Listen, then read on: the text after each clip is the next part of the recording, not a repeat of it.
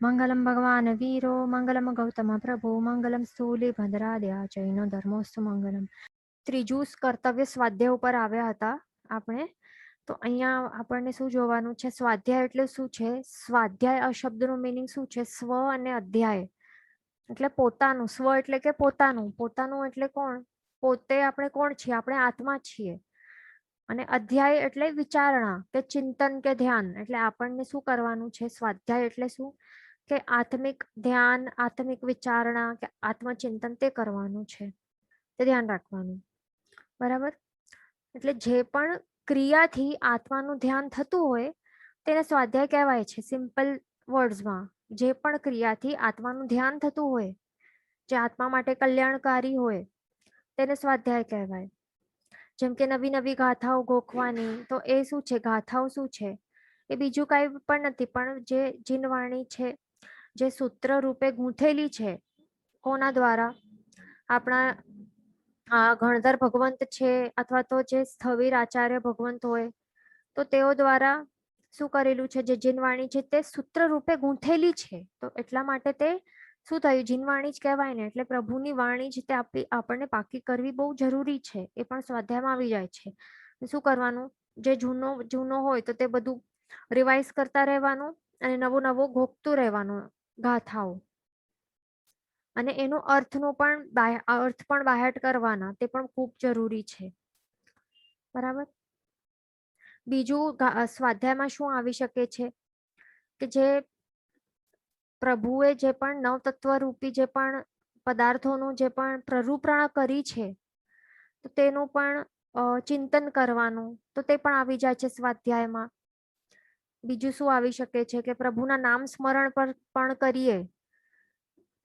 પ્રભુનું નામ સ્મરણ, એ બધી આપણે જે માળા કરીએ, જાપ કરીએ, તો તે બધું જ સ્વાધ્યાયમાં આવી શકે છે. એટલે તે ધ્યાન રાખવાનું. અને બીજું એ પણ યાદ રાખવાનું કે આ કર્તવ્ય છે, ત્રીજું કર્તવ્ય, તો એ એટલો ઇમ્પોર્ટન્ટ શા માટે છે? સ્વાધ્યાય એક શા માટે કરવાનું? તો 5 ઇન્દ્રિય અને મનને ખરાબ માર્ગે જતા અટકાવવાનું છે, રોકવાનું છે. અને એને ખરાબ નિમિત્તોથી આપણને દૂર રાખવાનું છે. એટલા માટે આપણને સારા માર્ગે વાળવા માટે શું કરવાનું? બિઝી રહેવાનું સ્વાધ્યાયમાં. આ શું થઈ શકે છે? કલ્યાણ જે સ્વાધ્યાય એ બુક્સ માંથી પણ કરી શકીએ ને આપણે. જે સ્વાધ્યાય વાંચન, આપણે જે પણ શાસ્ત્ર ગ્રંથો છે, જે પણ આચાર્ય ગુરુ ભગવાન દ્વારા જે લિખિત પુસ્તકો છે, જેમ કે આવી રીતે આ જૈનોલોજી બુક્સ છે આપણી, તો તે બધી વાંચવાથી શું થાય?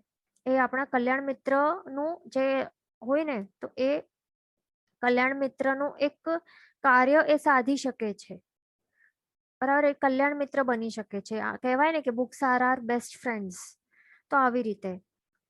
અને સાચો કલ્યાણ મિત્ર બની શકે છે કે જે આગળ આપણને ધર્મ, તપ વગેરે સારી સારી જે પ્રવૃત્તિઓ હોય, તો એમાં આપણને જોડાવા માટે એ પ્રેરણા આપે છે, એન્કરેજ કરે છે. અને એના દ્વારા આપણને સદગતિ પ્રાપ્ત થઈ શકે છે. એટલા માટે આ વાંચતા રહેવાનું. દરરોજ વાંચનનું શું કરવાનું? આદત રાખવાની. અહીંયા ક્વેશ્ચન આવેલું છે કે ઇઝ ધીસ ઓલ્સો એન અભ્યંતર તપ? તો હા, જે સ્વાધ્યાય છે ને, તો તેને અભ્યંતર તપ જ છે. તો એમાં પણ કેમ છે? અને તપ, આ જે શબ્દ છે એનું મિનિંગ શું થાય છે? કે જેનાથી તપાય છે, આત્મા તપાય છે અને કર્મોની નિર્જરા થાય છે. તો આવું જ છે આ સ્વાધ્યાય. અભ્યંતર તપ છે કે જેના કારણે વિપુલ માત્રામાં કર્મોની નિર્જરા થાય છે. એટલા માટે ખૂબ જ જરૂરી છે કે સ્વાધ્યાય કરતા રહેવાનું, તે ધ્યાન રાખવાનું. બરાબર. અને જે બીજા જે પણ કુસંગ આપનારાઓ જે પણ હોય, એવા જે પણ કુવિચાર વાળા હોય, કુવર્તન વાળા હોય, કુવાણી વાળા હોય, એવા જે પણ પાપ વાળા હોય લોકો, એનાથી દૂર રહેવાનું. બરાબર. અને શું ટ્રાય કરવાનું છે? આ સારા સુસંસ્કારો આપવા માટે જે નિમિત્ત રૂપ બને છે, આવી જે આપણી ધાર્મિક પુસ્તકો છે, તો તે વાંચતા રહેવાની, એ ધ્યાન રાખવાનું. બીજા સ્વાધ્યાય ગ્રુપ્સ પણ આપણા હોય તો એમાં પણ જોડાવી શકાય, એ બધું કરવાનું, એ ધ્યાન રાખવાનું. એટલે શું કરવાનું? ક્યારે પણ સત્યનું સંગ રાખવાનું. એને કહેવાય સત્સંગ. સત્સંગ એટલે શું? સત્યનો સંગ રાખવાનું, તે સત્સંગ કહેવાય. બરાબર. એ ધ્યાન રાખવાનું. અને બીજું એ પણ ધ્યાન રાખવાનું કે પુસ્તકો પણ કેવી વાંચવાની? જે જીનાજ્ઞા સાપેક્ષ હોય ને, તે જ વાંચવાની.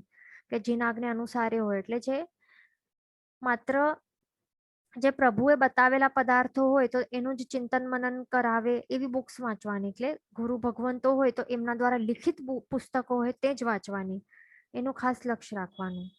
બીજું હવે આપણે આગળ જોઈએ. હા, બીજું એ પણ ધ્યાન રાખવાનું કે 20 સ્થાનક તપ છે તો એમાં પણ 18મું પદ આપણે જોયું હતું ને, અભિનવ જ્ઞાન પદ, 18મું પદ. તો એમાં પણ શું હતું કે નવી નવી જ્ઞાન ગાથાઓ ગોખવી જોઈએ રોજ રોજ. એટલે નવા નવા જ્ઞાનના પદાર્થોનો અભ્યાસ કરતા રહેવાનું. તો એ ઉત્કૃષ્ટ રીતે જો આપણે કરતા રહીએ તો એના કારણે કેટલા કર્મોની નિર્જરા થઈ શકે છે અને એવું ઉત્કૃષ્ટ પુણ્યોદય આપણું બંધ થઈ શકે છે. એટલે કે એવું તીર્થંકર નામ કર્મ જેવું ઉત્કૃષ્ટ પુણ્ય કર્મ એ આપણું બંધ થઈ શકે છે. તો એવું હોય છે આમાં તાકાત. એટલે એ તો કરતા જ રહેવાનું દરરોજ. આપણું એક પણ ગેપ થવી ન જોઈએ, એ ધ્યાન રાખવાનું. એટલે કર્મ નિર્જરા તો થાય પણ સાથે પુણ્ય કર્મનું પણ બંધ થાય, એ ધ્યાન રાખવાનું. બરાબર. બીજું હવે આપણે આગળ ચાલીએ. હા, બીજું એના કારણે જ્ઞાનાવર્ણ્ય કર્મોનું પણ ક્ષયક્ષમ થાય છે વિપુલ માત્રામાં. અને જે પણ જ્ઞાનાવર્ણ્ય કર્મોના આવરણના કારણે જે પણ એટલે જે શું થઈ શકે છે, 5 ઇન્દ્રિયોમાં જે ખોડખાપણ વગેરે જે પણ હોય પ્રોબ્લેમ્સ, એ બધું થાય કે આંધળાપન કે બહેરાપણું કે બોબડા મૂંગા કે પાંગડા, એ બધું કે મૂર્ખતા જે અપાવે તો એવા જે કર્મો હોય તો એ પણ નાશ પામી શકે છે. એટલા માટે ધ્યાન રાખવાનું, સ્વાધ્યાય કરતા અને કરતા જ રહેવાનું. બીજું આપણે માસ્તુષ મુનિનું તો આપણને દૃષ્ટાંત તો યાદ જ છે, તે હંમેશા યાદ રાખવાનું. બરાબર. તો આપણે સ્વાધ્યાય જે ત્રીજું કર્તવ્ય છે તે જોઈ લીધું. પછી આપણે જોઈએ ચોથું કર્તવ્ય સંયમ. સંયમ એટલે સંયમ આ વર્ડનું સિમ્પલ મિનિંગ શું થાય છે કે નિયમ, અંકુશ, સંકલ્પ, એટલે કંટ્રોલ રાખવાનું કે કાબુ રાખવાનું. તો એ છે ને સંયમ. સિમ્પલ મિનિંગ્સ એ જ છે કે કાબુમાં રાખવાનું કે કંટ્રોલમાં રાખવાનું. તો કોને? તો જે 5 ઇન્દ્રિય અને મન છે તો એને ખરાબ માર્ગમાં એ જવા ટ્રાય કરે તો ત્યારે એના ઉપર અંકુશ રાખવાનું, બ્રેક લગાડવાનું. તો એનું નામ છે સંયમ. પણ સંયમ પણ કેવી રીતે લેવાય? સંયમની પ્રતિજ્ઞા લેવી. સંયમની પ્રતિજ્ઞા આપણને લેવી પડે. તો એ કેવી રીતે? સર્વવીરતી ધર્મ સ્વીકારીને અથવા તો દેશથી એટલે કે અંશથી પ્રતિજ્ઞા લેવાની, દેશવીરતી ધર્મ સ્વીકારીને. તો એવી રીતે સંયમમાં આપણે આવી શકીએ છીએ. બરાબર. અને એ ધ્યાન રાખવાનું કે સંયમ વિના આપણે દુર્ગતિમાં ધકેલાઈ જશું. કારણ કે સંયમ કેવું છે? બ્રેક રૂપી વસ્તુ છે. આ બ્રેક જે સર્વવીરતી કે શ્રાવકના જે 12 વ્રતો રૂપી બ્રેક આપણે જો નહીં લગાડશું ને આપણા જીવનમાં, તો ઓટોમેટિકલી આપણી જે ગાડી છે ને એ બ્રેક વગરની તો શું થશે? સ્લીપ થઈ જશે. દુર્ગતિની ખાઈમાં, ખાણમાં એ સ્લીપ થઈ જશે, પડી જશે. એટલે આપણે દુર્ગતિમાં પડી જશું. એટલા માટે આપણું જીવનનું એક ક્ષણ પણ સંયમ વિના હોવું ન જોઈએ, એ ખાસ ધ્યાન રાખવાનું. બરાબર. એટલે સવારથી આપણે નવકાર્ષીનું મેન પચખાણ લઈ લેવાનું. સવારથી જે સંયમથી જ સ્ટાર્ટ થઈ જવું જોઈએ. આપણું જે જીવન છે, આપણું દિવસ છે, એ સવારથી કેવી રીતે નવકાર્ષીનું પચખાણ લેવાનું, પછી 14 નિયમ લેવાના, પછી શું લેવાના? 12 વ્રત તો લાઈફ ટાઈમ માટે લઈ જ લેવાના. એવરી યર એ રિન્યુ કરતા જવાનું. સાંજે પછી પાછો 14 નિયમ લેવાના અને સાથે નવકાર્ષીનું ચોવ્યાનું પચખાણ લઈ લેવાનું. આવા જે નિયમો હોય તો એ લેતા જ રહેવાનું રોજે રોજ, એ ધ્યાન રાખવાનું. બરાબર. તો આવી રીતે શું થઈ શકે છે? નિયમ એટલે આપણે જે એના આ જે પચખાણો છે, નિયમો છે ને, તો એના કારણે શું થાય છે કે પાપ ઉપર આપણે પાપને પોસ્ટપોન કરતા જઈએ છીએ. એટલે સમજો કે 14 નિયમ હોય લીધેલા હોય તો આપણે અમુક જે વસ્તુઓ હોય તો એ આપણે એનું સંક્ષેપ કરી નાખ્યું છે. એટલે પછી પાપ કરવાનું એવું મન પણ થાય ને, તો પણ શું થાય કે અરે મારો તો પચખાણ છે તો આજ તો હું નહીં કરું. પછી પાપ પછી ઓટોમેટિકલી એ ધકેલાઈ જાય, પોસ્ટપોન થતું જાય, પોસ્ટપોન થતું જાય. અને પછી એક દિવસ એવું આવે કે મન જ એના ઉપરથી મન જ ચાલ્યું જાય, ઉઠી જ જાય મન. તો એવી એમાં તાકાત હોય છે. એટલા માટે નિયમો તો લઈ જ લેવાના. સવાર સાંજે 14 નિયમ અને શ્રાવકના 12 વ્રતો પણ લઈ જ લેવાનું. બરાબર. તો પછી શું થાય? સંક્ષેપ કરતા કરતા પછી એક દિવસ સંપૂર્ણ ત્યાગનું આપણું એવા ભાવો પણ પ્રગટ થઈ જાય એટલે સંયમ એટલે શું? દીક્ષા પણ એનો અર્થ છે. સંયમ એટલે દીક્ષા પણ કહીએ ને, કે સંયમ સ્વીકાર્યું એટલે શું? દીક્ષા સ્વીકારી. તો એ લેવલ સુધી આપણને પહોંચવાનું છે કે સર્વ ત્યાગ, એટલે થોડુંક ત્યાગ કરીને એક દિવસ એવું સર્વ ત્યાગ વાળા ભાવો આવી જાય ને, તો ત્યાં સુધી આપણને પહોંચવાનું છે. સંપૂર્ણપણે સંયમી બની જવાનું છે, એ ધ્યાન રાખવાનું. બીજું અહીંયા સામયિકનું પણ કહેલું છે કે સામયિકમાં પણ શું છે, સામયિકનો અભ્યાસ કરવો જોઈએ આપણને, એ પણ લખેલું છે અહીંયા. એટલે સામયિક કરવાથી પણ શું થાય છે, આત્માને કેવું પ્રકારનું એક અભ્યાસ, એટલે એક કેવું શું શીખવાડે છે સામયિકથી, કે સમતા ભાવમાં રહેવાનું. બરાબર, તો એ શીખવાડે છે સામયિક આપણને. તો મેન તો આપણું એ જ છે ને કે કશાયોનું આપણને પહેલા તો સાવધ્ય વ્યાપારોનો ત્યાગ કરવાનો છે 48 મિનિટ સુધી. એ સાવધ્ય એટલે પાપ વાળા વ્યાપારોનો ત્યાગ કરવાનું છે. તો એનું એ શું એક પ્રેક્ટિસ આપણને, આપણા જે આત્મા છે ને, એક એ પ્રેક્ટિસ રૂપે બને છે. આ સામયિક આ અભ્યાસ રૂપે છે, આ પ્રેક્ટિસ રૂપે છે. અને પ્રેક્ટિસ કરીને આપણને, એટલે શેની પ્રેક્ટિસ છે? આ સાધુ ધર્મ છે ને, સંયમ ધર્મ, સાધુ ધર્મ સંપૂર્ણ ત્યાગ વાળું જે આ સંયમ છે, દીક્ષા છે, સાધુ જીવન છે. તો એની પ્રેક્ટિસ રૂપે આ સામયિક છે. એટલે રોજ સામયિક કરીને 1-2 સામયિક કરી જ લેવાના રોજે રોજ. તો એનાથી શું થાય છે, સાવધ્ય વ્યાપારનો ત્યાગ કરી શકાય છે, સાધુ જીવનનો આસ્વાદ લઈ શકાય છે. પછી 6 કાય જીવોની રક્ષા થઈ શકે છે. અને મેઇન તો શું, 5 ઇન્દ્રિય અને મનનો સંયમ કરાય છે. બરાબર, 48 મિનિટ સુધી આપણે કોઈ પણ સચિત વસ્તુઓને આપણે સ્પર્શીએ છીએ, વાપરીએ છીએ, નથી વાપરતા, નથી સ્પર્શતા ને. તો આવી રીતે સચિત વસ્તુનો સંપૂર્ણ ત્યાગ અહીંયા કરાય છે. બરાબર, એટલે આવી રીતે 48 મિનિટ્સનું જે આ સામયિક છે, ખૂબ જ લાભકારી વસ્તુ છે. એમાં આપણને એક ધ્યાન રાખવાનું કે જે 9 to 5 પલ્યોપમનું જે દેવલોકનું આયુષ્ય જે બંધાય છે, તો એના લાલચથી આપણને નથી કરવાનું. એવા ફળની ઈચ્છાથી સામયિક કરશું તો એ પછી શું બની જશે, એ પછી બની જશે આપણી આ ઘરલ ક્રિયા બની જશે. બરાબર, શું બનશે? ઘરલ ક્રિયા. અને ઘરલ ક્રિયા એટલે નિયાણા રૂપી બની જશે કે આ એક સામયિકને બદલે મને આવું દેવતાઈ આયુષ્ય જોઈએ, મને 9 to 5 પલ્યોપમનું. તો આવી ઘરલ ક્રિયા બની જશે. તો એ પછી આત્મા માટે શું દુર્ગતિ આપશે? દેવભાવ તો આપી દેશે, પણ કેવું તુચ્છ દેવભાવ આપશે. વ્યંતર કે કોઈક આવું જે કચરા કાઢતો હોય ને દેવતા, કિલ્બિશિક જેવા, ક્ષુદ્ર દેવ, એવા પછી આપી દેશે. એટલા માટે આવા ફળની, જે ભૌતિક સુખની ઈચ્છાવાળું સામયિક તો બિલકુલ નહીં કરવું જોઈએ. મનની અંદર પણ આવી ઈચ્છા બેઠેલી ન હોવી જોઈએ કે એક સામયિક કરું છું, બહુ સરસ, મને આટલું ફળ મળી ગયું, આટલું દેવતાઈ આયુષ્યનું આટલું ફળ મળી ગયું. એવા તો બિલકુલ વિચારવો પણ નહીં કરવા. પણ સામયિક કરીને કેવા વિચારો કરવા કે હાશ, મેં શું કર્યું, આટલા બધા 48 મિનિટ સુધી આટલા ઘણા બધા અસંખ્ય જીવોની મેં રક્ષા કરી છે. 6 કાય જીવોની રક્ષા કરી શક્યો છું અમે. અસંખ્ય અનંતા જીવોની રક્ષા કરી છે. મારામાં સમતા ગુણ આવ્યું છે. અને આવું જ સમતા ગુણ હું કન્ટિન્યુઅસલી રાખીશ. સ્વભાવમાં રહેવા પ્રયત્ન કરીશ. કશાયોનું સેવન નહીં કરીશ. આવા ભાવો કરવા જોઈએ આપણને, તે ધ્યાન રાખવાનું.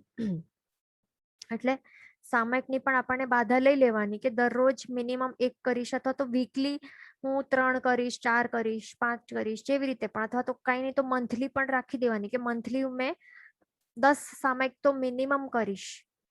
તો આવી રીતે, અને જે પણ જે બહુ બિઝી હોય તો એમને સન્ડે ટુ સન્ડે પણ કરી શકે ને.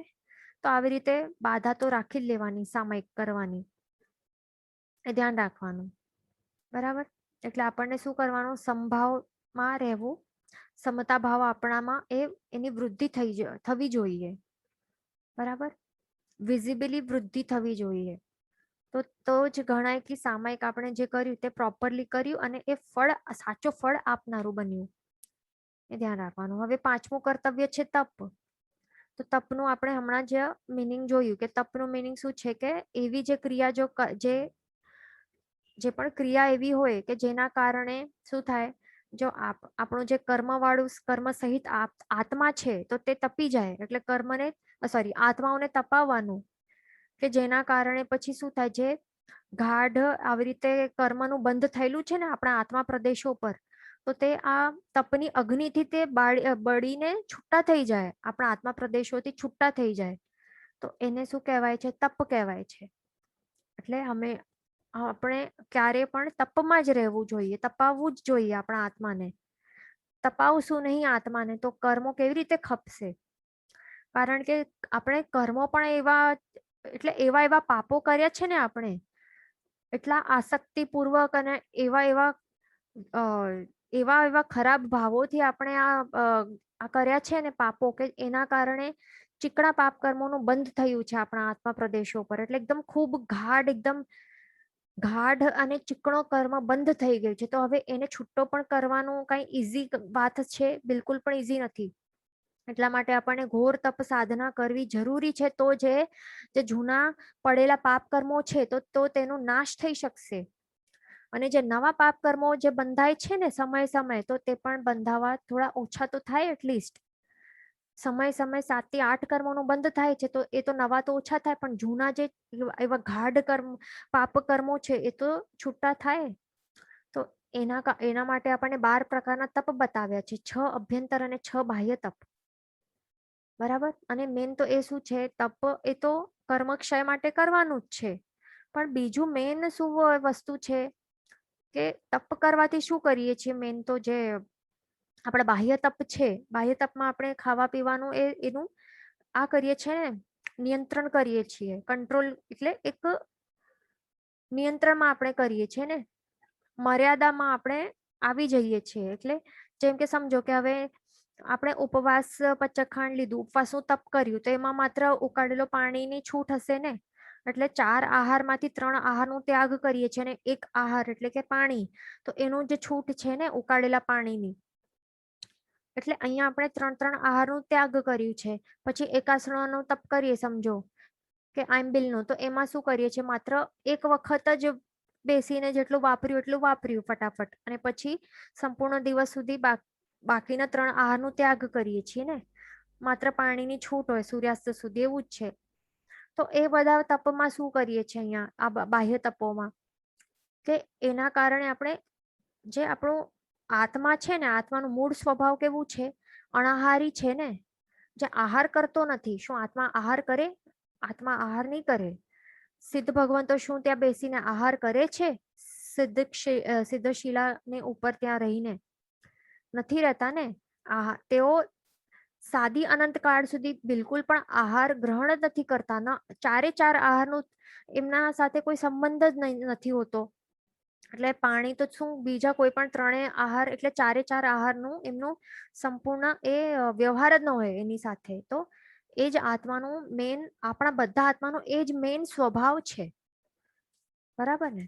એટલા જ માટે તેની પ્રેક્ટિસ આપણે કરી રહ્યા છીએ, કે આત્માના મૂળ સ્વભાવમાં રહેવાનું આ એક કોશિશ છે. આ તપ શું છે? આત્માનો જે મૂળ સ્વભાવ છે ને, અણાહારી સ્વભાવ, તો એમાં જ સ્થિર રહેવાનું આ એક નાનકડું એક પ્રયાસ હોય છે આપણું. બરાબર. તો એક દિવસનું આપણે એવી રીતે રોજ રોજ પ્રયાસ કરતા રહેવાનું. ક્યારેક એકાસણું કર્યું, ક્યારેક બ્યાસણું, ક્યારેક આ કર્યું, આંબિલ કર્યું, ક્યારેક ઉપવાસ કર્યું. આવી રીતે આપણને શું કરવાનું? જેટલું થાય એટલું આપણને આહારને ઓછું ઓછું ઓછું ઓછું કરતા રહેવાનું. બરાબર. આત્માનો જે સ્વભાવ દશા છે, સ્વાભાવિક દશા, અણહારી દશા, એમાં જ રહેવાનો પ્રયત્ન કરવાનો. અને એમાં જ સુખની અનુભૂતિ થશે, સાચા સુખ. કઈ ખાવા પીવામાં કઈ સાચી સુખ નથી. એ તો શું છે? વિભાવ દશા છે આત્માની. ખાવા પીવાની એ ક્રિયા કેવી છે? એ આત્મા માટે આત્માની સ્વભાવથી એકદમ વિરુદ્ધ છે, ઓપોઝિટ છે. એટલા માટે આપણને જેટલું થાય એટલું આ 1 આહાર, 2 આહાર, 3 આહાર કરીને 4 આહારનો ત્યાગ કરી શકાય એવી રીતે આપણને તપ કરવાનું. પણ જેટલી શરીરની જેટલી શક્તિ હોય ને, ઇન્ડિવિજ્યુઅલી જેની જેટલી શક્તિ હોય એટલા એવું ઉગ્ર તપસ્યા કરવાનું. બહુ પણ ઉગ્ર તપસ્યા નહીં કરવાની કે આપણે ઇન્દ્રિયોમાં 5 ઇન્દ્રિયોમાં ખોડખાપણ આવી જાય, કે આપણે મૃત્યુ થઈ જાય આપણું. એવું આપણને નથી કરવાનું. બરાબર. હમણાં અનશન આપણને હમણાં માટે આ કાળમાં અનશનનું જે છે ને, કે તો એ વર્જ્ય છે આપણા માટે. એટલા માટે એટલું કરવાનું કે જેટલું આપણું જે શરીર રૂપી સાધન છે એ ઝીલી શકે. એ ટોલરેટ કરી શકે એટલું આપણને કરવાનું. એટલે મૃત્યુ નહીં થવું જોઈએ અને 5 ઇન્દ્રિયોમાં ખોડખા પણ નહીં થવી જોઈએ.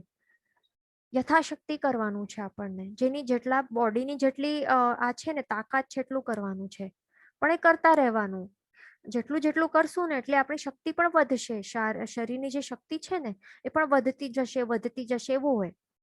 સ્ટાર્ટિંગમાં બિલકુલ ન થતું હોય છતાં પણ કરીને પણ પ્રેક્ટિસ કરવાની. આઈમ્બિલ ઘણાને બહુ હાર્ડ લાગતું હોય, શું કરે, કહેતા હોય કે આઈમ્બિલ કરતા ઉપવાસ કરી લઈએ, એવું કહેતા હોય કેટલાક જણને ચાયની આદત હોય, કેટલાકને પિત્તની પ્રોબ્લેમ હોય, તો એના કારણે ડરીને શું કરે કે આઈમ્બિલ નહીં કરે, કાસણા નહીં કરે, ઉપવાસ પણ એના કરતા શું કહે કે ઉપવાસ કરી લઈએ, કે ઉપવાસ પણ નહીં કરે, બધું આવું ગડબડ કરતા હોય. તો એ બધું નહીં વિચારવાનું, બરાબર. કઈક તો એટલા માટે શું કરવાનું, પ્રેક્ટિસ કરતા રહેવાનું. પ્રેક્ટિસ કરવાથી જ કર્મો જે આપણને અટકાવે છે ને બધું કરવાનું, તો એ કર્મો જ આપણા તૂટશે અને પછી બધું ઇઝીલી થઈ શકશે. એટલા માટે આપણને ન થાય તો પણ ટ્રાય કરવાનું છે, એ ધ્યાન રાખવાનું. અને ક્યારે પણ એમ જે પણ કરતા હોય ને તપ, એમનું આ પર્સનલ એક્સપિરિયન્સ થી શું કહેતા હોય, જે તપસ્વીઓ હોય ને, ગુરુ ભગવંતો વગેરે, તેઓ શું કહેતા હોય કે 3 દિવસ સુધી 4 દિવસ સુધી પરીક્ષા થાય છે અને પછી છતાં પણ આપણે કન્ટિન્યુ કર્યું ને, સત્વ ફોરવીને કન્ટિન્યુ કર્યું ને, તપમાં આગળ હજી વધ્યા અને તપનું આપણે ત્યાગ નહીં કર્યો અને તપમાં હજી આગળ વધ્યા ને 5મા દિવસથી, તો આપણામાં એક પછી દૈવી આ સહાય મળે છે, શક્તિ આવી જાય છે. એટલે શું, મેન આપણા પરીક્ષાના કેટલા દિવસો હોય, 3rd અને 4th ડે એ હોય પરીક્ષાના દિવસ તપસ્યામાં ક્યારે પણ. તો ત્યારે ડગમગાઈ નહીં જવાનું, થોડું હાર્ડ લાગે જ છે, ઘણા જણની આવું એક્સપિરિયન્સ છે, તેઓ કહેતા હોય એવું. એટલે 5મા દિવસ સુધી તો કેવી રીતે ટકીને રહેવાનું, પછી તો આપણને સહાય કરે, પછી પ્રભુ છે, પ્રભુ સહાય કરે. એટલા માટે એવું હોય તો એટલે ધ્યાન રાખવાનું, બરાબર. તો આપણે આ તપનું જોઈ લીધું. હવે આગળ જે 6થું કર્તવ્ય છે તે છે દાન. 1 મિનિટ. નેક્સ્ટ 6થું કર્તવ્ય છે દાન. તો દાન શું છે, આપણને પ્રભુએ શું બતાડ્યું છે, ગૃહસ્થો માટે 4 પ્રકારના ધર્મ બતાવ્યા છે, દાન, શીલ, તપ અને ભાવ. આ 4 પ્રકારના ધર્મ બતાડ્યા છે. તો દાન એમાં સૌથી પહેલું છે, કારણ કે દાન આ આટલું દાન, શીલ, તપ અને ભાવ. તો આપણને લાગતું હશે કે ભાવ પહેલું કેમ નહીં, શીલ જે છે તો એ પહેલું કેમ નહીં, પણ દાન કેમ પહેલું? કારણ કે દાન આપવું તે એના કારણે આપણા આત્મામાં કેવા પ્રકારના ગુણ પ્રગટ થાય છે અને કેવા પ્રકારના કર્મોનું ક્ષય થાય છે તે પણ ખૂબ ઇમ્પોર્ટન્ટ છે. એટલા માટે દાનને પહેલું મૂકેલું છે, તો તે આપણે સમજીએ. તો દાન આપવાથી શું થાય છે કે આપણામાં રહેલું જે લોભ કશાય છે ને, તો એને ડાયરેક્ટ અટેક થાય છે. દાન આપવાથી શું થાય છે, આપણામાં રહેલા જે લોભ કશાય છે ને, ક્રોધમાન માયા લોભ, એમાં છે લોભ કશાય, તે એને કહેવાય છે પાપનો બાપ કહેવાય છે. અને એ એવો હોય છે, એવો એ ટ્રિકી હોય છે, અને એટલે એવું એ કનિંગ હોય છે અને ટ્રિકી હોય છે આ લોભ કશાય, કે એને સંપૂર્ણ ક્ષય કરવા માટે શું થાય છે, ઘણું જ એ સત્વ અને ઘણું જ એ હિંમતની જરૂર પડે છે, એવું હોય છે આ લોભ કશાય. બીજા જે ક્રોધમાન માયા છે ને, 3 ક્રોધમાન માયા, 3 કશાયો, એ તો ક્ષય પામી જાય છે, પણ આ લોભ કશાય 10મા ગુણ સ્થાનક એટલે છેલ્લે રહે છે. ક્રોધ ક્ષય, માન ક્ષય થાય, માયા પણ ક્ષય થઈ જાય, પણ લોભ પડ્યો રહે 10મા સુધી. એટલે વિચાર લોભ કેવું હશે, એને કહેવાય પાપનો બાપ. એના કારણે એકનું એ 1 by 1 પાપો આવતા જાય આપણા લાઈફમાં. એટલા માટે લોભ કશાયને જો આપણને અટેક કરવાનું છે, એના ઉપર ડાયરેક્ટ આ કરવું, એને ક્ષય કરવા માટે, એટલે એને ક્ષય કરવું હશે ને તો શું કરવું પડશે, દાન આપવાનું એક સૌથી શ્રેષ્ઠ ઉપાય છે. દાન આપવાથી શું થાય છે, જે વસ્તુનું પણ દાન આપીએ તો એ વસ્તુ ઉપરથી શું થાય છે, દાન આપીએ એનું મિનિંગ જ એ થયું ને કે જે પણ આપણે વસ્તુનું દાન આપીએ છીએ તો એના ઉપર એલી જે મૂર્છા હશે કે મારાપણાનું કે મમત્વનું ભાવ હશે, તો તેનું આપણે એટલે તેનું આપણે શું કહ્યું, નાશ કરી દીધું છે એવા ભાવોને. તો ત્યારે જ એ વસ્તુ નું દાન આપી શકીએ છીએ ને, નહીં તો થોડી અપાય કે આ મારી વસ્તુ. તો આવું મૂર્છાપણું, મમતા વાળું ભાવ હશે, મમન એટલે મારાપણાનો ભાવ હશે કોઈ પણ વસ્તુ ઉપર, તો એને બીજા કોઈને આપવા માટે આપણે થોડી રેડી થઈ જઈએ. બરાબર ને? એટલે દાન એક એવી કેવી ક્રિયા છે કે એના કારણે શું થાય છે કે જે મારાપણાનું જે ભાવ છે, આસક્તિ છે, જે મૂર્છા છે પૂતગલો ઉપરની, તો એનો ત્યાગ કરી શકાય છે. અને એના કારણે શું થાય છે, ડાયરેક્ટ લોભ કશાય છે ને એનું ક્ષોભક્ષમ થાય છે. તો એવું છે. અને આજ સુધી આપણા એવું જ સંસ્કારો રહ્યા છે કે જેટલું એટલે લાવના સંસ્કારો રહેલા છે ને એવી જ આદત પડેલી છે આપણા ઉપર, આત્મા ઉપર અનાદિકાળથી. જેટલા પણ ભવો કર્યા છે તો આપણી તો એવી જ છે ને વૃત્તિ રહી છે કે આવવા દો, આવવા દો, આ મારું, આ મારું, એવું જ છે. આ શરીરને પણ આપણે શું કહે છે, આ મારું શરીર. કોઈ આપણને કંઈક આપણને વાગે, કોઈક મારીને જાય તો શું કહીએ કે મારું, મને વાગી ગયું. તો શરીરને વાગ્યું છે, આપણને તો નથી વાગ્યું ને. પણ આપણું અંદરની જે થિંકિંગ છે ને, જે આપણી અંદરથી આપણે જે બિલીફ બનાવ એટલે ગાઢ એવી જે માન્યતા આપણે મૂકી છે ને, બિલીફ કરી છે ને, તો એ બહાર આપણે જાણી શકીએ છીએ, બહાર આવે છે કે મારું શરીર, મને નહીં મારું. એવી રીતે તો જો આપણામાં જે આ શરીર ઉપર રહેલું જે મમત્વ ભાવ હોય ને, તો એ જ્યારે ક્યારે કહેવાય કે એ નીકળી ગયું છે કે જ્યારે કાંઈ પણ આપણે કોઈ પણ રોગ આવે કે કોઈ પણ બાહ્ય ઉપદ્રવ આવે ને શરીર ઉપર, તો ત્યારે આપણે સંભાવમાં રહીએ ને કે મને તો કાંઈ નથી થતું, જે થાય છે તે શરીરને થાય છે અને આ શરીર તો મારું છે પણ નહીં, નાશવંતો છે. તો આવા પ્રકારની જ્યારે થિંકિંગ આવશે ને આપણામાં, તો ત્યારે કહેવાશે કે હા સાચે આ લોભ કશાય છે ને તો એ નબળો બની ગયો છે, આપણે એને નબળો કરી નાખ્યો છે. તો એ લેવલ સુધી આપણને પહોંચવાનું છે. આપણને શું કરવાનું છે, ઉપર ઉપર ગુણસ્થાનો ઉપર ચડતા રહેવાનું છે ને. જો આપણને મોક્ષ જોઈએ તો આપણને એક કરીને બધા કષાયોનો નાશ કરવું જ પડશે, ક્ષય કરવું જ પડશે. તો જ આપણે મોક્ષની પ્રાપ્તિ કરી શકશું. નહીં તો કોઈ બીજો કોઈ રસ્તો તો છે નહીં. એટલા માટે આ દાન છે ને એને શ્રેષ્ઠ ઉપાય આપણે, એટલે 4 ધર્મ છે ને, દાન, શીલ, તપ, ભાવ. તો દાનને સૌથી પહેલા એટલા જ માટે અહીંયા મુકાયેલું છે. અને પણ ગૃહસ્થો માટે આ દાન બેસ્ટ છે. કારણ કે જે સંયમી આત્માઓ છે તો એ તો ઓલરેડી સર્વ ત્યાગ કરીને જ બેઠા છે ને. એમને તો કાંઈ પણ કોઈ પણ વસ્તુ પર મૂર્છા ભાવ નથી, મમત્વપણું નથી. બધું જ ઘર, સંસાર, પૈસા અને પરિવાર બધુંનો ત્યાગ કરીને ત્યાં બેઠા છે. તો એ સ્ટેજ ઉપર આપણને હમણાં પહોંચવાનું છે. બરાબર, એ ધ્યાન રાખવાનું. બીજું આપણને શું કરવાનું, સંગ્રહ વૃત્તિ નહીં કરવાની કે આપણા જે પણ ઘરવાળા છે તો એમના માટે ભેગું કરશું અને એ લોકો પછી એમનું તેઓ પછી આગળ સદુપયોગ કરશે. તો એના માટે વેઇટ કરતા રહેશું અને પછી આપણું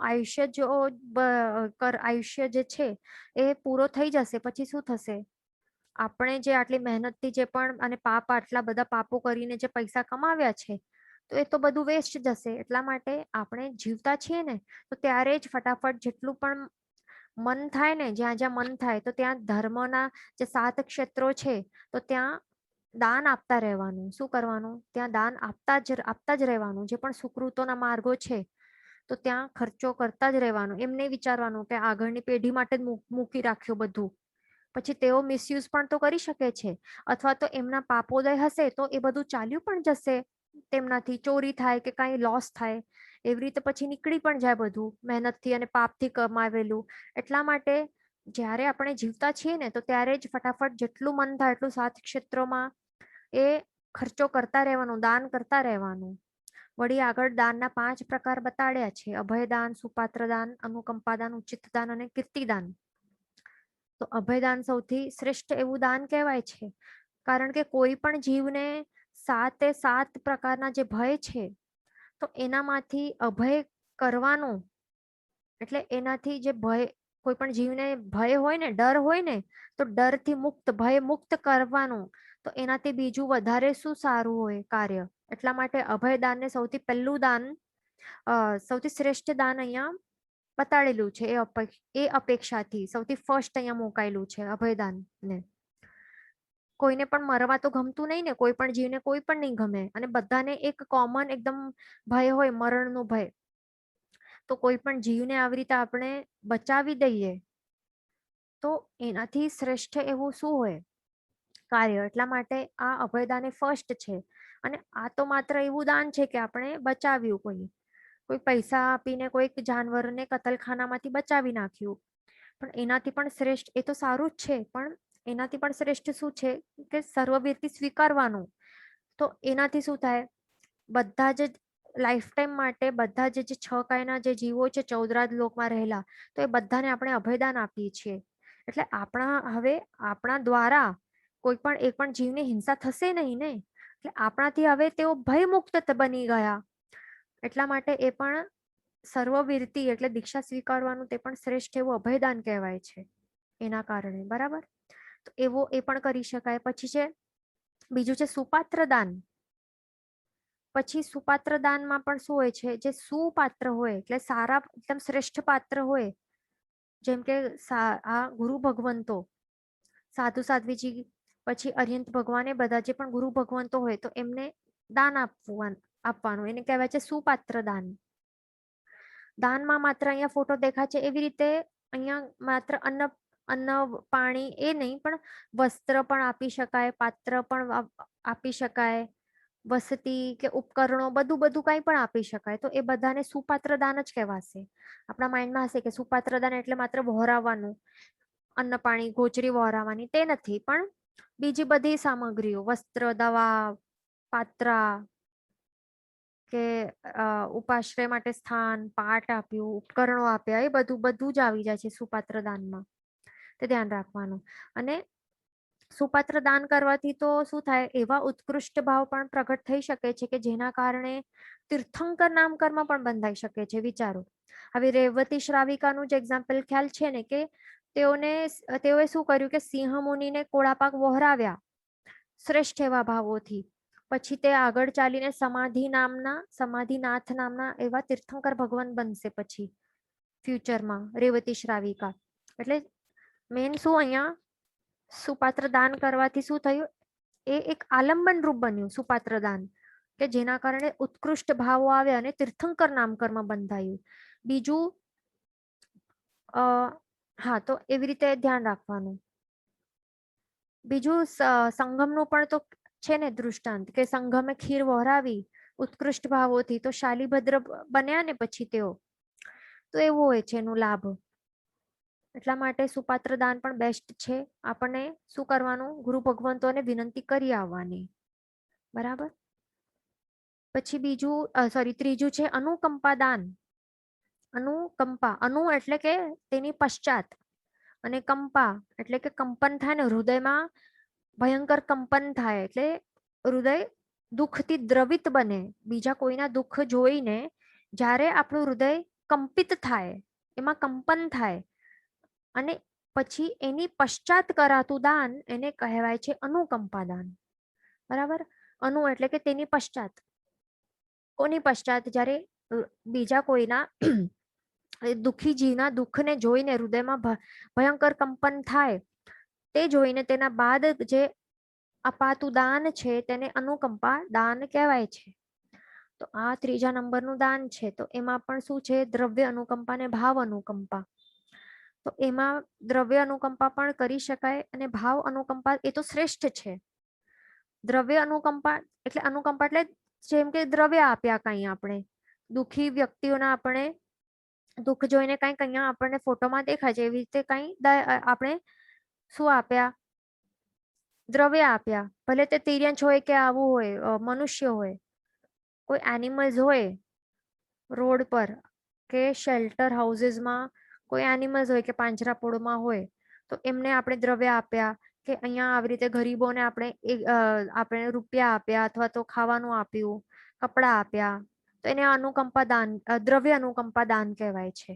એવી રીતે પણ કરી શકાય. બીજું છે ભાવ અનુકંપા દાન, એ શ્રેષ્ઠ છે.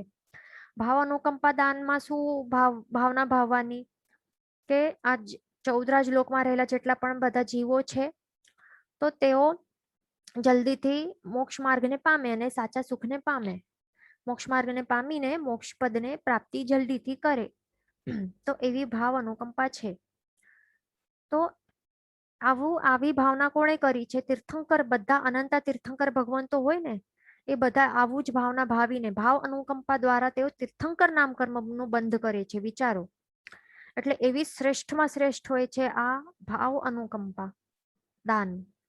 તો એવું આપણને પણ ભાવનાઓ ભાવવી જોઈએ, તે ધ્યાન રાખવાનું. પછી આગળ હવે શું આવે છે? ઉચિત દાન. તો હવે ઉચિત દાનમાં શું હોય છે કે એમાં જે પણ આપણને લાગે ને કે કોઈ એવા બહુ જ એવા હોય જે પણ ઉચિત વ્યક્તિઓ હોય, જેને ઉચિત એવા પ્રોબ્લેમ્સ હોય, બરાબર. જેમ કે ફોર એક્ઝામ્પલ આપણા ઘરે કોઈ નોકર ચાકર હોય, આપણી સેવા કરતા હોય, કે દુકાને રહેલા હોય નોકર, તો એમને અવસરે અપાતું દાન તો તે ઉચિત દાનમાં આવી શકે છે. એટલે એમને કોઈ તકલીફ હોય અને આપણી ફરજ હોય તો ત્યારે એમને યથાયોગ્ય મદદ કરવાની આપણને.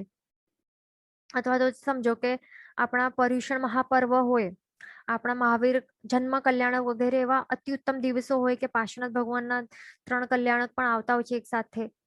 તો એટલે એવા બધા એવા સારા દિવસો હોય જૈનોના, તો ત્યારે આવા જ્યારે આપણે દાન આપીએ ને તો ત્યારે શું થાય, જીન શાસનની પ્રભાવના થાય છે. તો એના કારણે આપણને શું કરવાનું, જ્યારે એવા દિવસો હોય તો ત્યારે ખાસ જે બીજા હોય ને અન્ય લોકો હોય ને તો એમને આપણને એવા દાન આપી શકાય છે. એટલે ઉચિત દાન એટલે શું? ઉચિત દાન આપવાનું ઉચિત સમયમાં અને ઉચિત વ્યક્તિઓને દાન આપવાનું, અને એના કારણે જીન શાસનની પ્રભાવના થાય, તો એવું કહેવાય છે ઉચિત દાન. પછી છે કીર્તિદાન, 5મું.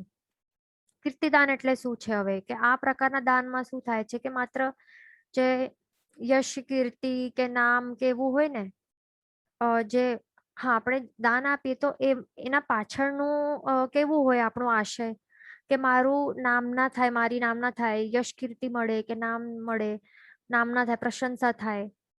તો એવા આશયથી આપણે આપીએ તો તો એવા દાન કીર્તિદાન કહેવાય છે. પણ આપણને શું કરવાનું કે આવા દાન આપવામાં પ્રોબ્લેમ નથી, કે જેના કારણે એટલે આપણે આ નામ આપીએ ને કે આમાં આટલું આપણે રૂપિયા લખાવ્યા અને આપણું નામ આપીએ, તો એવા ભાવોથી નહીં આપવાનું કે આપણું નામ ના થાય. અહીંયા એ ફરક રાખવાનો કે કોઈ પણ એવા સેઠ હોય ને તો અહીંયા જેમ કે ફોટોમાં દેખાય છે કે જૈન ઉપાશ્રય માટે અહીંયા જે બીજા આગેવાનો હશે તો એમને એમના પાસેથી આવ્યા છે કે દાન કે આપો, આવી રીતે આવ્યા છે એમની પાસે. તો પછી એ શેઠ તો આપશે દાન, પણ હવે કેવા ભાવથી આપવાનું? એ પોતાનું નામ આપીને આપશે દાન, પણ ભાવો કેવા રાખવાના? એવા નહીં રાખવાના કે મારું નામ થશે, નામના થશે, પ્રશંસા થશે, બરાબર. એવા ભાવથી નહીં આપવાનું, પણ કેવા ભાવથી આપવાનું કે જે પણ જૈન ઉપાશ્રય બંધાશે, આપણો ઉપાશ્રય કે જિનાલય બંધાશે, તો એના કારણે ઘણા બધા જીવો પછી જે સાચું માર્ગ છે, મોક્ષ માર્ગ છે, તો એને પ્રાપ્ત કરશે. ઘણા બધાના પાપ કર્મોનો નાશ થશે. તો એવા ભાવથી આપશું ને તો એ આપણા આત્મા માટે હિતકારી બનશે. પણ માત્ર આવા નામના માટે આપશું તો પૈસા તો વેસ્ટ જ જશે પછી. પણ એમાં પણ કેટલાક જણ પછી શું કરે, પોતાનું નામ જ નહીં આપે. શું આપે? એક ગૃહસ્થ તરફથી તો એવું પણ આપતા હોય છે. તો એમને જોઈને એમ કહી શકાય કે એમનામાં બિલકુલ પણ પોતાની નામના માટે બિલકુલ પણ ઈચ્છા નથી, અને 100% ટોટલી એમને કેવા ભાવો છે, શુભ ભાવો છે. પણ કેટલાક નામ પણ આપે એ પણ સારું હોય, કારણ કે એ નામ, આપણું નામ જોઈને ઘણા બીજાને પણ પ્રેરણા મળે ને. એટલે બંને વેઝ પ્રોપર છે. એક સદગૃહસ્થ પણ લખાવીએ તો પણ ચાલે, કે પોતાનું નામ પણ આપીએ ને તો પણ સારું છે. માત્ર ભાવ કેવા છે એ ધ્યાન રાખવાના, ભાવ બગડવા નહીં જોઈએ, તો બધું પરફેક્ટ છે. હવે આપણે આ 5 દાન પણ જોઈ લીધા. હવે આગળ આપણે જોઈએ, આપણને અહીંયા નિયમ માટે અહીંયા દૃષ્ટાંતો આપેલા છે. તો નિયમ એ લેવા, જે પણ વ્રત પચખાણ નિયમો છે ને, તો એ લેવા બહુ જરૂરી કેમ છે? કારણ કે જ્યાર સુધી આપણે નિયમ રૂપી બ્રેક લગાડશું નહીં ને, નિયમ એટલે શું છે કે આપણે એક પાપનું કનેક્શન છે ને એને કટ ઓફ કરી રહ્યા છે આપણા આત્મા ઉપરથી. એટલે અંદર બેઠેલી જે પાપ માટે જે ઈચ્છાઓ હોય ને, તો એ ઈચ્છાઓને આપણે શું કરી રહ્યા છે? ઈચ્છાઓને આપણે ભગાડી રહ્યા છીએ, દૂર કરી રહ્યા છીએ. તો ઈચ્છાઓ જ્યારે નીકળી જશે ને, પાપ કરવા માટેની જે ઈચ્છાઓ હશે ને આપણામાં, તો એના ઉપર અંકુશ મુકાશે. તો ત્યારે જ પછી શું થઈ શકશે? પાપનો ઈચ્છા જ નહીં રહેશે તો પછી પાપ જ નહીં લાગે ને. અને ઈચ્છાને કંટ્રોલ કરવી ઈઝી નથી. એટલે પચખાણ રૂપી જ્યારે બ્રેક આપણે લગાડશું ને તો ત્યારે જ ઈચ્છાઓ કંટ્રોલમાં આવશે. નહીં તો પચખાણમાં નહીં હશું ને આપણે તો ઈચ્છાઓ કઈ, અને આપણને લાગશે કે નહીં પચખાણથી ડર લાગે છે, પચખાણ લેવાનું ડર લાગે છે, પણ મારામાં કંટ્રોલની શક્તિ છે એટલે હું કંટ્રોલ કરી શકીશ અને પચખાણ લેવાનું જરૂર નથી. એવું આપણે જો વિચારશું ને અને પચખાણથી ડરશું અને લેશું નહીં ને તો ક્યારેક ના ક્યારેક પાપ થઈ જ જશે આપણાથી, કારણ કે પચખાણ લીધેલું નથી. અને ઈચ્છા કઈ એવી નથી કે એ કંટ્રોલ થઈ જશે. વિધાઉટ પચખાણે બિલકુલ કંટ્રોલમાં આવતી નથી. બરાબર, એટલા માટે પચખાણ લેવું ખૂબ ખૂબ જરૂરી છે, ઇમ્પોર્ટન્ટ છે.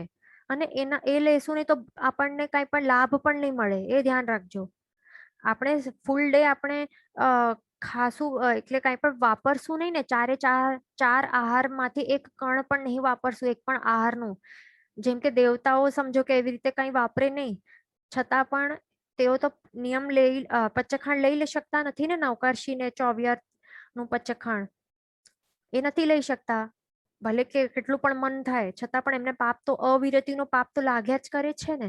તો સેમ આપણા માટે પણ એ જ લાગુ પડે છે એ વસ્તુ, કે આપણે અવિરતિમાં બેઠેલા શું, ઈચ્છાઓ પડેલી હશે અંદર, બધી પાપની ઈચ્છાઓ હશે, પણ આપણે પાપ પણ આપણે કરશું નહીં, એટલે આપણે કઈ વાપરશું નહીં સમજો આજનો દિવસ, પણ પચખાણ પણ નથી લીધું તો એનાથી કઈ આપણા પાપ કર્મોનું ક્ષય કે બધું કઈ થશે નહીં, લાભ પણ મળશે નહીં, કઈ પુણ્ય બંધાશે નહીં.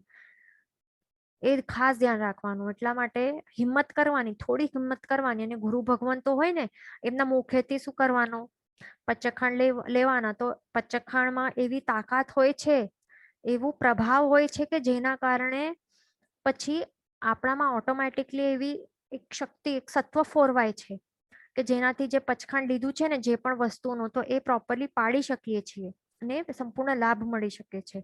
એટલા માટે ડરવાનું નહીં ક્યારે પણ. બરાબર, જ્યાર સુધી પચખાણ નહીં લેશું ત્યાર સુધી આપણે ઈચ્છા આપણા અંદર બેઠેલી છે ને તે પાપ કરવાની, એટલે એ એક દ્વાર ખુલ્લું જ મૂકેલું છે. સમજો કે આઈસ્ક્રીમની છે બાધા, તો આપણે આઈસ્ક્રીમ ભલે નથી વાપરતા પણ આઈસ્ક્રીમનું પચખાણ લેવાનું પણ આપણે ટ્રાય નથી કરતા, સત્વ નથી ફોરવતા, આઈસ્ક્રીમનું ત્યાગનું પચખાણ આપણે લેતા નથી. તો અને આપણે ભલે આઈસ્ક્રીમ નથી વાપરતા સાચે, પણ આપણે આ પચખાણ નથી લીધું ને એના કારણે શું થશે, આપણને આઈસ્ક્રીમ ખાવાનું પાપ લાગતું જ રહેશે. કારણ કે અંદરથી કંઈક ઈચ્છા બેઠેલી છે કે નહીં, મને મન થઈ જશે તો ક્યારેક તો એક વખત ખાઈ લઈશ ને, એટલે ઈચ્છા અંદર બેઠેલી છે. તો એના કારણે પાપથી કનેક્શન, એટલે પાપથી આપણે ટોટલી કનેક્ટેડ છીએ. એટલે આપણને પાપ કર્મોનું બંધ થતું જાય છે, થતું જાય છે, થતું જાય છે. ભલે સાચે વાપરતા નથી આઈસ્ક્રીમ તો પણ. એ કંદમૂળ માટે સમજવાનું, કંદમૂળનું આપણે સાચે નથી વાપરતા પણ એ પચખાણ લેવાનો ડર લાગે છે કે ક્યારેક મન થઈ જશે તો શું કરીશ, પચખાણ હશે તો શું કરીશ, એટલે ઈચ્છા બેઠેલી છે એટલે પાપ લાગતું જ રહેશે. એટલા માટે એ ધ્યાન રાખવાનું કે પછી કંદમૂળ વાપરવાનું જ બધું પાપ લાગે છે, ભલે નથી વાપર્યું. એટલે જો કટ ઓફ કરવાનું હોય આપણને આ પાપથી, પાપ કર્મોનું બંધથી, તો પચખાણ તો લેવું જ પડશે, એ ધ્યાન રાખવાનું. અહીંયા ક્વેશ્ચન છે કે સાધર્મિક ને કયા ભાવથી દાન આપવાનું. તો સાધર્મિકો હોય ને તો તે કેવા હોય, આપણા જ લેવલ વાળા હોય, સમાન ધર્મી હોય, ભલે તેઓ બાહ્ય રૂપે તે ગરીબ પણ હોય કે ભલે શ્રીમંત પણ હોય, સાધર્મિક જ હોય, એક જ લેવલના હોય. બરાબર, એમના ઉપર દયા ભાવથી ક્યારે પણ દાન નહીં અપાય, બિલકુલ પણ દયા ભાવ કે લાચારીપણાના ભાવ કે બેચારો છે એવા ભાવથી બિલકુલ પણ સાધર્મિકોને દાન નહીં અપાય, નહીં તો આપણને પાપ લાગશે, ભલે તે શ્રીમંત હોય કે ગરીબ હોય, કારણ કે તે સાધર્મિક છે. તો તેને તો એનું તો શું કરવું પડશે, એને તે ભક્તિ કરવી જોઈએ આપણને. સાધર્મિકનું આ શબ્દનું મીનિંગ આપણને શું લાગતું હોય કે તેઓ ગરીબ જ હશે, ગરીબ ભાઈઓ હશે આપણા, એ બિલકુલ માઇન્ડમાંથી કાઢી નાખવાનું છે. સાધર્મિકનું મીનિંગ ગરીબ ભાઈઓ નથી, પણ સાધર્મિકનું મીનિંગ છે સમાન ધર્મ પાળનારા, જે પ્રભુને સ્વામી તરીકે સ્વીકાર કર્યા છે એવા. પછી ભલે તે બાહ્ય રૂપે સુખી હોય કે દુખી હોય, એટલે શ્રીમંત હોય કે ગરીબ હોય, તો that doesn't matter at all. બરાબર, એટલે બધાની ભક્તિ કરવી જોઈએ, પણ દયાભાવ બિલકુલ પણ લાવવું ન જોઈએ, પણ ભક્તિભાવ બહુમાન ભાવથી આપણને એમની ભક્તિ કરવી જોઈએ. બરાબર કે અને ભાવો કેવા લાવવા કે આ ફ્યુચરમાં જઈને તેઓ સિદ્ધ પદને પ્રાપ્ત કરી શકશે અથવા તો અરિહંત પદને પ્રાપ્ત કરી શકશે. એવા એવા આ છે આપણા સાધર્મિક બંધુઓ. તો આવી રીતે આપણે 6 કર્તવ્યો જોયા, તો એનું રોજે રોજ આચરણ કરવું જરૂરી છે. આપણને કેટલાકને લાગે કે દૂધથી અભિષેક શા માટે કરવાનું, દૂધનું કેટલું વેસ્ટેજ થાય છે, શા માટે કરવાનું ભગવાનનું, દેરાસરોમાં રોજ આટલા લીટરોનું દૂધ આટલું વેસ્ટ થાય છે, તો આવું બધું ક્યારે નહીં વિચારવાનું. તે વળી શું કહેતા હોય કે ગરીબોને, એના કરતા ગરીબોને આપો, એવા કહેતા હોય ને કેટલા લોકો. તો એ બધું બહુ ખોટા વિચારો છે. વળી એટલે મેન આપણને એ સમજવા જરૂરી છે કે જ્યારે મોલ્સ ને બધું એમાં જે વેસ્ટેજ કરે પૈસાનું, તો ત્યારે બધું યાદ નહીં આવે કોઈને પણ.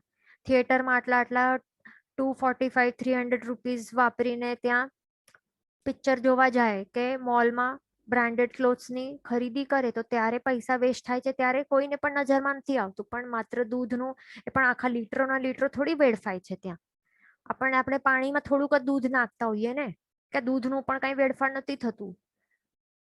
એનાથી શું થાય છે, અભિષેક કરીએ છીએ ને, તો એમાં શું આપણા એ માત્ર એક દ્રવ્ય એટલે એક આલંબન રૂપ બને છે. પ્રભુનું અભિષેક એ આલંબન રૂપ બને છે. શુભ અને એકદમ ઉત્તમ ભાવોને લાવવા માટે એ શું બને છે, આલંબન રૂપ બને છે, ઉત્કૃષ્ટ આલંબન રૂપ બને છે.